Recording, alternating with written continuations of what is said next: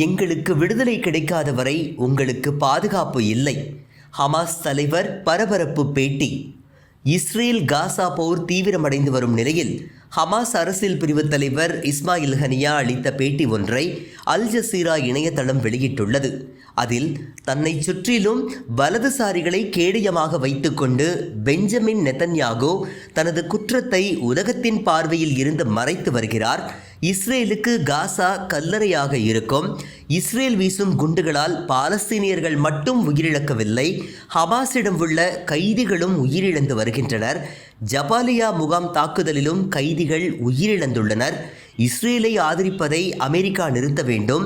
போர் நிறுத்தத்திற்கு உலக நாடுகள் எடுக்கும் முயற்சிகளுக்கு தடை போடுவதையும் அமெரிக்கா நிறுத்த வேண்டும். நீங்கள் தவறான பக்கத்தை தேர்ந்தெடுத்து வரலாற்று தவறை செய்துள்ளீர்கள்.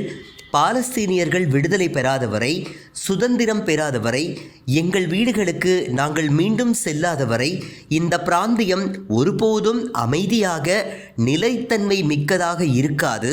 இஸ்ரேல் தனது ஆக்கிரமிப்பை நிறுத்த வேண்டும். கைதிகள் பரிமாற்றத்திற்கு முன்வர வேண்டும். எல்லைகளை திறந்து நிவாரணப் பணிகளை துரிதப்படுத்த வேண்டும். தனி பாலஸ்தீனிய தேசத்திற்கான பணிகளை தொடங்க வேண்டும். இவ்வாறு அவர் அளித்துள்ள பேட்டியில் தெரிவித்துள்ளார்.